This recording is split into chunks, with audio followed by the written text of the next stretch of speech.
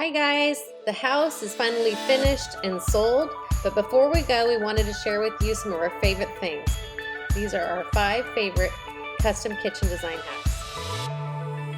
Welcome to the kitchen at our Kanani house. A couple fun things that we did. This is actually a set of 2 refrigerators. One that, say something happened to it, you can completely replace it for about $1,000. So here we are, this is $2,000 to get a huge amount of storage space, counter depth as we set them. You have the freezers, you can totally separate if you want. If you want all your produce, you can totally do that. And this brand is HiSense. Not necessarily a high-end brand, but it's got a high-end look to it. Next, another really smart thing is that we like, and I think that we'll continue to do this, is a built-in microwave. This right here just sits really nice in the island. Of course, it just pops open just like that. Sits in here, real clean look with all of your cabinetry.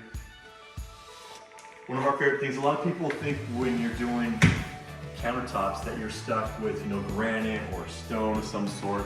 And one of the things that we like to do is actually a mahogany. And if you look at these, specifically this one, you'll notice this isn't a butcher block style. These are not cut up, these are full lengths of 3 types of mahogany that we have and milled them so they're a countertop.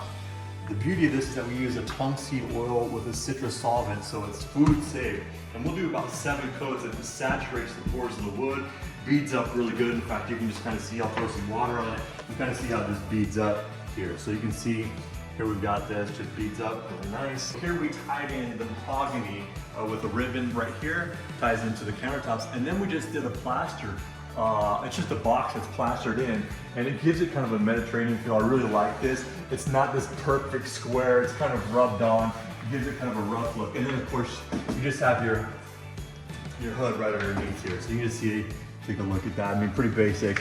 And one little simple element, you're starting to see this more in homes today, is an appliance garage. But you've got to be thinking ahead on these. You've got to think, okay, I need a couple of outlets. So you can see that we have 1, 2 outlets in this space.